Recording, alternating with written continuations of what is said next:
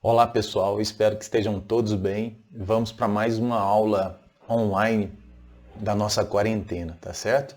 O tema de hoje é União Europeia 2, tá certo? A gente vai dar continuidade ao tema União Europeia. Lembrando, tá, que esse assunto tá lá na apostila 2, tá? Geografia C, módulo 7, certinho? Só para você se localizar aí. Lembra que a última, vou até descer tudo isso daqui, ó. Lembra que a última coisa que a gente falou foi sobre o Brexit, né? Aí eu falei para vocês o seguinte, ó. Eu falei, olha, o Brexit é um movimento de saída do Reino Unido da União Europeia, né? Que começou lá com o plebiscito. O que é o plebiscito mesmo? É a consulta feita à população, né? Lá em 2016, ainda era o David Cameron, o primeiro-ministro do Reino Unido, e aí ele perguntou para a população, vocês querem continuar na União Europeia, sim ou não? Né? E o não, né? O Brexit venceu, tá? E aí começou aquele procedimento todo, lembra? Primeiro foi o plebiscito, depois foi acionado o artigo 50 do Tratado de Lisboa, que inicia o Brexit. Quando foi isso? Dia 29 de março de 2017. A princípio, o Reino Unido teria até 2 anos para concluir a saída, estão lembrados? E aí o Reino Unido teria que fazer os acordos, né? Como é que ficaria esse acordo de saída, tá? Então, por isso esses 2 anos, que é um divórcio, né, pessoal? Tem que fazer acordos ali sobre diversos assuntos, né?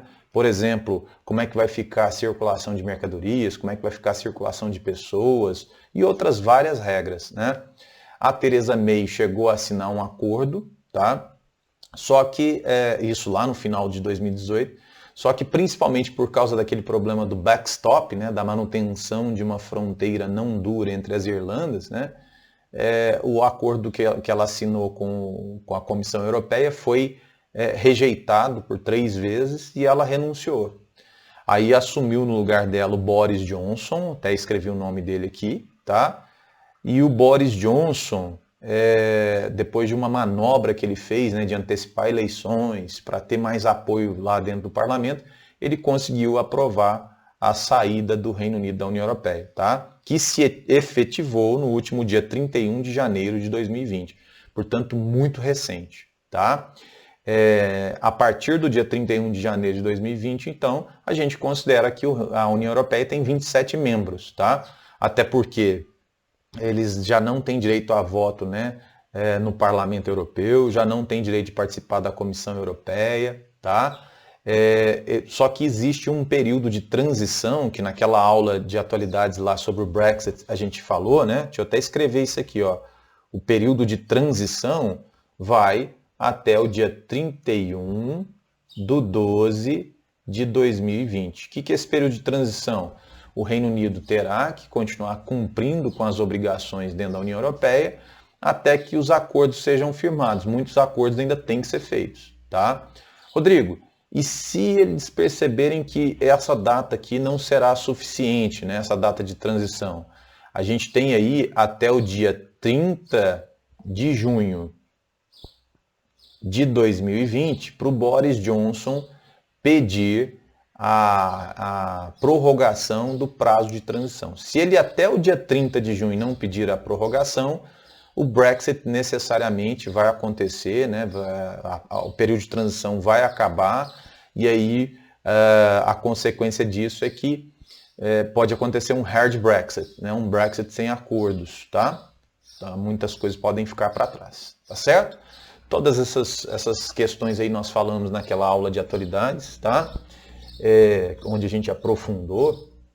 Inclusive tem depois, se quiser dar uma olhadinha, tem uma aula no YouTube também falando só sobre o Brexit, tá? Então, se quiser dar uma olhadinha aí no meu canal, você vai encontrar também, só para reforçar, tá? E aí, a gente tem que se lembrar de alguns possíveis problemas trazidos pelo Brexit, né? Os principais problemas que a gente visualiza aí que podem ser trazidos pelo Brexit seria o separatismo, tá? Dentro do Reino Unido. Deixa eu ampliar a imagem do slide para vocês, para você visualizar melhor aqui, principalmente, né, o mapinha que eu trouxe ali. Ó, ali do lado direito, você vai ter um mapa mostrando o resultado da votação lá do Brexit. Tá? Então está mostrando o resultado. O que acontece? Ó, foi bem apertado. Por quê? 51% votou pela saída. 51,9%. 48,1% votou pela permanência. As áreas que estão em vermelho foram as áreas onde o sim, quero sair, ganhou. As áreas que estão em azul, elas mostram as áreas onde o não quero sair, ganhou. Tá? Coincidentemente, olha o que acontece. Na Escócia, praticamente inteira, ó, tá vendo aqui, tá Escócia, ó, tá até escrito aqui. Na Escócia, eles queriam permanecer como membro da União Europeia. E na Irlanda do Norte, tá vendo aqui a Irlanda do Norte também, que está predominantemente azulzinha, ó, também votaram pela permanência. Tá? Então, o que vai acontecer? O fato do Reino Unido ter saído da União Europeia acaba gerando uma insatisfação, principalmente na Escócia e na Irlanda do Norte. Na Escócia, especificamente, aconteceu lá em 2014 uma consulta à população, um plebiscito. Né? O Reino Unido deu a oportunidade para os cidadãos da Escócia escolher se eles queriam permanecer ou sair do Reino Unido. Né? Então foi um plebiscito sobre a independência em relação ao Reino Unido. Quando que isso aconteceu? Em 2014. Perguntaram para os escoceses, povo escocês, vocês querem permanecer dentro do Reino Unido, sim ou não? Né? Vamos entender o contexto. Lá em 2014, a vitória ela estava nas mãos daqueles que estavam querendo a independência. Só que assim, nos 45 do segundo tempo, na última semana assim, de campanha, porque toda vez que tem um plebiscito existe uma campanha eleitoral, né? Não sei se vocês sabem disso, né? Então tem o pessoal que fica lá defendendo o sim, o pessoal que fica defendendo o não, argumentando, né? Justamente para tentar convencer as pessoas sobre o sim ou sobre o não. Então tem essa possibilidade, tá? Então o que aconteceu? Lá em 2014, o sim, quero me separar do Reino Unido, estava vencendo, tá? Aí o David Cameron, que era o primeiro-ministro do Reino Unido na época, visitou a Escócia. Chegou lá e num discurso disse o seguinte, olha, povo escocês, se vocês se retirarem do Reino Unido, vocês estão automaticamente fora da União Europeia. O povo escocês queria sair da União Europeia? Não. Então isso pesou muito para a decisão. Além disso, o David Cameron também usou uma outra medida. Né? Ele falou, olha, povo escocês, se vocês permanecerem no Reino Unido, nós vamos ampliar, né, os programas assistencialistas dentro da Escócia. Tá? Programa de ajuda, né? Ajuda econômica do Estado, as pessoas mais necessitadas e tal. Né? Então, existia essa possibilidade. Como o David Cameron chegou e fez essa pressão, porque o que ele fez ali foi uma pressão. Ele chegou lá para o pessoal da Escócia e falou assim, povo da Escócia, se vocês saírem do Reino Unido, vocês estão automaticamente fora da União Europeia. É uma pressão. O que o povo escocês acabou fazendo? Votando pela permanência no Reino Unido. Tá? No que eles votaram pela permanência no Reino Unido, quer dizer, não houve independência. 2 anos depois, ou seja, em 2016, vem o mesmo David Cameron, realiza um plebiscito no Reino Unido como um todo e o Brexit venceu. A saída do Reino Unido da União Europeia venceu. O povo escocês ficou chateado com isso. Por isso que existe hoje um movimento dentro da Escócia para que seja realizado um novo plebiscito sobre a independência da Escócia em relação ao Reino Unido. Por que eles querem essa oportunidade de um novo plebiscito? Por um motivo muito simples, porque simplesmente o que aconteceu agora em 2016 com o plebiscito mudou totalmente a situação. Porque eles só permaneceram dentro do Reino Unido porque eles queriam permanecer dentro da União Europeia. Né? Então, a situação complicou. Outra situação também que a gente tem de separatismo dentro do Reino Unido acontece lá na Irlanda do Norte. Né? A Irlanda do Norte, né, que faz parte do Reino Unido hoje, já teve um movimento pela independência, né? Inclusive com a existência do IRA. Quem participou da aula de atualidades aí deve se lembrar que eu falei muito disso, né? Quando falei dos movimentos separatistas. O IRA é uma sigla, né, para Exército Republicano Irlandês. O IRA, durante muito tempo, foi uma resistência armada contra o Reino Unido. Eles queriam a independência da Irlanda do Norte, né? Até que em 1998, deixa eu até escrever essa data aqui, ó, foi feito um acordo conhecido como Acordo da Sexta-feira Santa, em que foi permitido aos habitantes do Reino Unido, principalmente os católicos do Reino Unido, que são minoria, né, uma maior participação nas decisões do governo regional ali da Irlanda do Norte. E uma outra coisa que ficou decidida também é que entre Irlanda do Norte e Irlanda do Sul nunca mais teria uma fronteira física, porque a Irlanda como um todo já foi unida, né? Então tem muita gente que tem parente na Irlanda do Sul, né? Tem contato e tal, principalmente os católicos. Aí o que acaba acontecendo? Esse acordo que foi feito em 98 garantiu, né, a inexistência de qualquer tipo de fronteira. Quando começou a se discutir o Brexit, o que acabou acontecendo, moçada? O medo de que esse conflito voltasse à tona se acentuou. Tanto é que a Theresa May propôs o backstop, lembra das aulas de atualidade? Que era a não criação de uma fronteira física entre Irlanda do Norte e Irlanda do Sul. Para isso, o Reino Unido teria que manter-se cumprindo as obrigações da União Europeia, por isso que o parlamento não aceitou, né? E o Boris Johnson encontrou uma saída um pouco melhor, né? Ele colocou a fronteira aqui assim, ó, entre a Irlanda do Norte e o resto da ilha da Grã-Bretanha, né? Então, a checagem de fronteira é feita aqui, ó, e não aqui, né? Aqui a gente tem Irlanda do Sul, que não está aparecendo. Então, olha só, hein? A gente já tinha um movimento separatista. E aí, a população da Irlanda do Norte, que está insatisfeita, né, com a saída do Reino Unido da União Europeia, voltou a falar em movimento de independência. Eles querem, né, muitas pessoas na Irlanda do Norte, principalmente os católicos, eles querem se tornar independentes do Reino Unido e se juntar novamente à Irlanda do Sul. Se isso acontecesse, se a Irlanda do Norte se separasse do Reino Unido e se juntasse à Irlanda do Sul, eles automaticamente estariam dentro da União Europeia novamente. Por que automaticamente eles estariam dentro da União Europeia novamente? Porque a Irlanda do Sul faz parte da União Europeia, né? E a Irlanda do Sul não vai sair, tá? Então, voltou à tona, né, essa questão separatista também na Irlanda do Norte, tá? Então a gente tem que tomar cuidado com isso aí. Deixa eu até trocar a canetinha aqui. Então, ó, não se esqueçam, na Irlanda do Norte cresce um movimento pela independência novamente em relação ao Reino Unido, tá? Então é uma consequência do Brexit, né? Isso sem falar nas outras consequências, né, gente? Por exemplo, nas consequências comerciais, consequências aí para a população, porque assim, é muito incerto o que vai acontecer.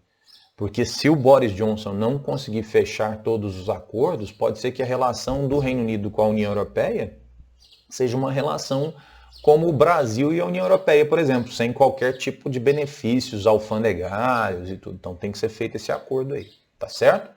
Bom, principais tratados da União Europeia. Eu listei 4, tá? Extremamente importantes para suas provas. Vou até ampliar aqui os slides para você enxergar melhor. Ó, o primeiro principal tratado que a gente tem é o Tratado de Roma, né, que foi assinado lá em 1957. Por quê? Porque ele cria o mercado comum europeu, né? Foi aqui que surgiu o mercado comum europeu, foi aqui que surgiu o Euratom, que é aquela comunidade para a tecnologia nuclear da Europa, foi aqui que surgiu. Esse Tratado de Roma, que cria o mercado comum europeu, é considerado o embrião formador da União Europeia.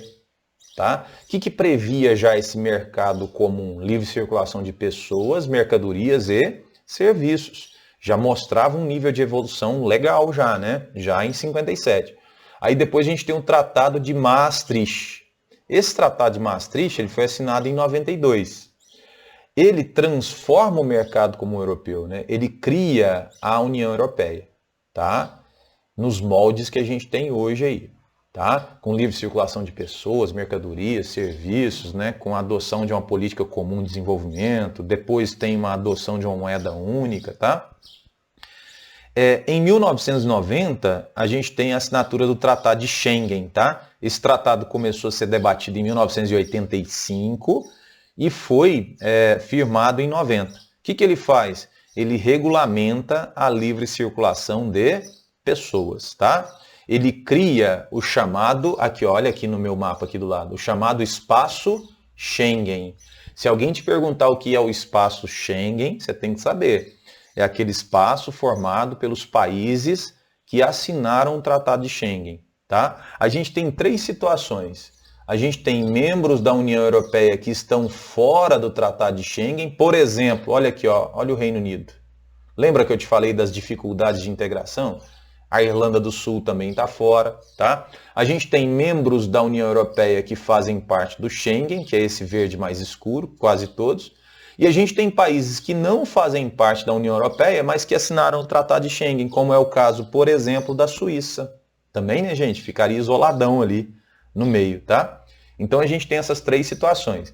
Rodrigo, mas o Tratado de Maastricht já não previa livre circulação entre os membros? Entre os membros, sim. O Tratado de Schengen, ele regulamenta, inclusive, quem vem de fora. Por exemplo, se eu sou brasileiro e consigo entrar em Portugal...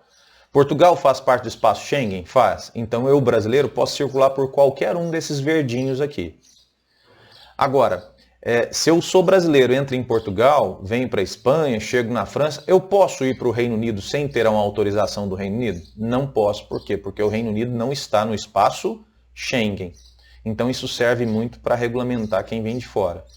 Gente, esse espaço Schengen, ele por enquanto, ele está relativizado. Por quê? Porque por causa da Covid-19, eu falei disso na aula de atualidades aí também, está acontecendo um controle, desculpa gente, um controle entre as fronteiras desses países sim, tá? Por quê? Por uma questão, evidentemente, de contenção, né, da expansão desse vírus, tá? E por fim, o Tratado de Lisboa, tá? Que foi assinado em 2007, entrou em vigor em 2009, ele regulamenta a União Europeia, ele cria novas regras para a União Europeia, ele traz uma renovação. Entre elas, a existência de um parlamento europeu, tá? Mais claro aqui para a gente. O que é o parlamento europeu? Falei para vocês na aula passada, lá na União Europeia 1, né? Parlamento Europeu, pessoal, é como se fosse um parlamento da União Europeia, é como se fosse um congresso da União Europeia, tá? Você tem eurodeputados, você tem representantes de cada um dos membros da União Europeia que votam leis para serem aplicadas na União Europeia, votam regras, né, para serem aplicadas à União Europeia. Inclusive, uma das críticas dos habitantes do Reino Unido que foram favoráveis ao Brexit é a existência desse parlamento europeu. Eles afirmam o seguinte: não, você tem um parlamento que serve para toda a União Europeia, que cria regras para toda a União Europeia, isso tira boa parte da nossa liberdade econômica, isso tira boa parte da nossa soberania. Então, foi a crítica que foi feita, tá certo? E aí, a gente vai para o último assunto aí dessa aula de hoje, crise na zona do euro ou crise na União Europeia, tá? Deixa eu ampliar o slide para você enxergar melhor. Ó, primeiro, você tem que saber das causas, tá? A primeira grande causa para essa crise foram os elevados gastos públicos, tá? Dos governos. Ou seja, a chamada irresponsabilidade fiscal. Muitos governos gastando mais do que eles arrecadavam, né? Aí a gente sabe que toda vez que um governo gasta mais do que arrecada, a gente vai ter aquele déficit fiscal, né? Então é um problema. Só que assim, não era tão problemático até o início dos anos 2000 ali, porque o crédito estava farto, né? Então, por exemplo, vamos pegar a Grécia, foi um dos países que mais sofreram com a crise. A Grécia estava devendo ali um conjunto de credores. Aí o que ela fazia? Ela ia lá no banco, me empresta dinheiro para pagar essa dívida que eu tenho com esse credor. Aí o banco, toma Grécia, te empresto. Aí o que acontece? Eles criaram uma dívida nova para saldar uma dívida antiga. É rolar a dívida, né? Só que essa dívida um dia ela vence. Vamos supor que ela levou 20 anos para vencer, mas ela vence. Só que o que aconteceu, né? Em 2008 a gente teve aquela crise, né, nos Estados Unidos, tá? A crise lá dos empréstimos das subprimes, né? Depois vocês vão aprender isso aí. E essa crise nos Estados Unidos em 2008, que foi uma crise do setor imobiliário, acabou gerando uma crise mundial de crédito, tá? Como assim? Muitos bancos nos Estados Unidos faliram, né, por conta dessa situação, ou quase faliram, e aí o crédito começou a ficar mais difícil no mundo inteiro. E essa crise mundial de crédito acabou trazendo um prejuízo muito grande, porque a Grécia, que pegava dinheiro emprestado para pagar a dívida antiga, ela já não tinha como pegar esse dinheiro emprestado, né? Então, só para você ter uma ideia, né? Existe na União Europeia um pacto de estabilidade da moeda que fala o seguinte: olha, o déficit do governo tem que estar abaixo dos 3% do PIB, né? Só para você ter uma ideia, vou até escrever isso aqui. O déficit da Grécia, por exemplo, chegou a 160% do seu PIB, né? Então, dá para perceber o seguinte, que houve, sem dúvida alguma, uma crise assim, sem precedentes, né? Então, só para você ter uma ideia, essa crise mundial de crédito, ela só foi sendo restabelecida depois que o governo dos Estados Unidos injetou dinheiro em bancos, né?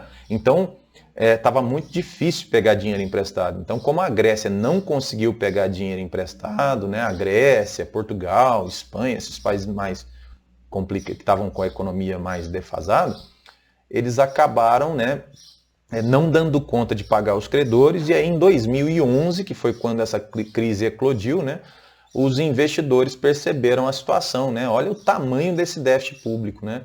E aí começa a haver uma fuga de capitais, claro, né? O que só acentua a crise. E aí a gente tem o seguinte, não pode esquecer isso aqui, hein? Os países mais afetados pela crise inicialmente formavam o acróstico PIG, Portugal, Irlanda e Grécia, né? Porco em inglês, né? Eram consideradas as economias sujas.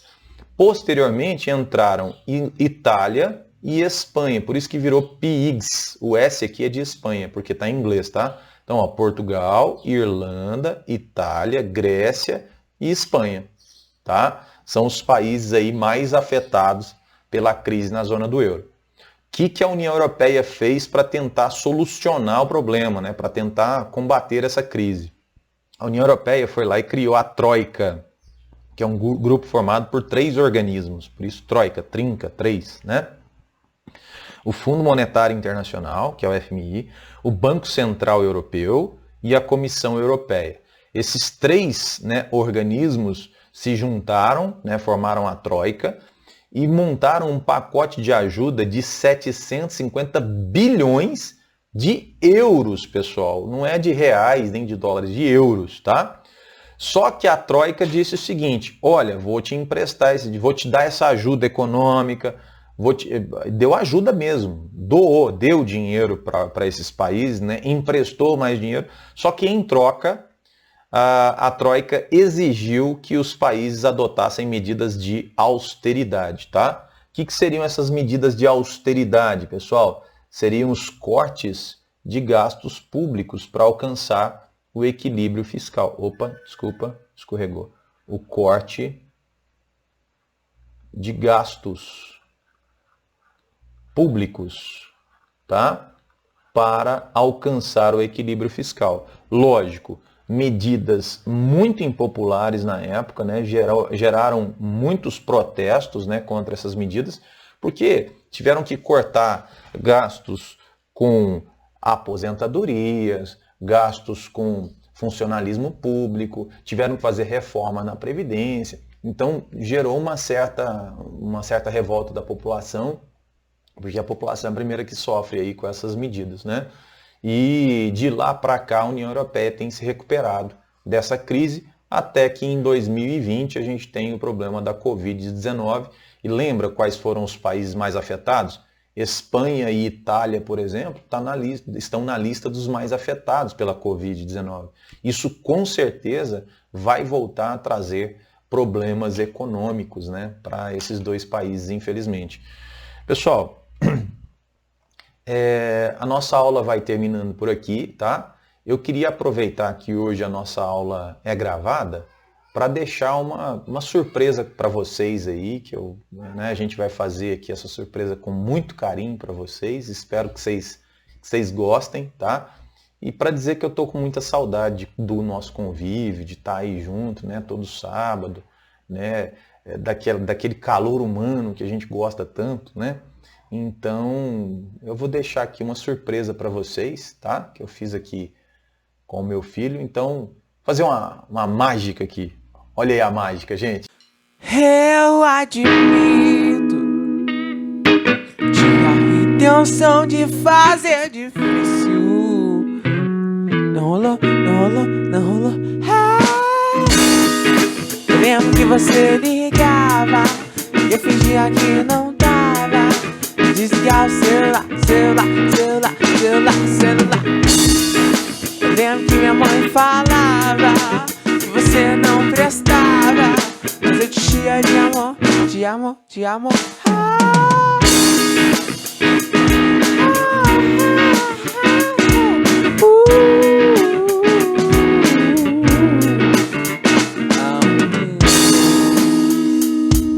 Tem que eu quero te pedir desculpa,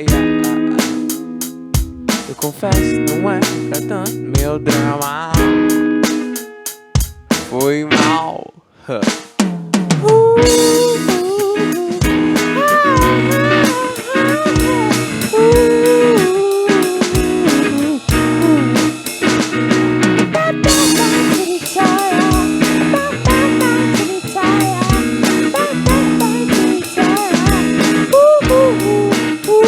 Eu admito, tive a intenção de fazer difícil. Rolou. Eu admito, tive a intenção de fazer difícil.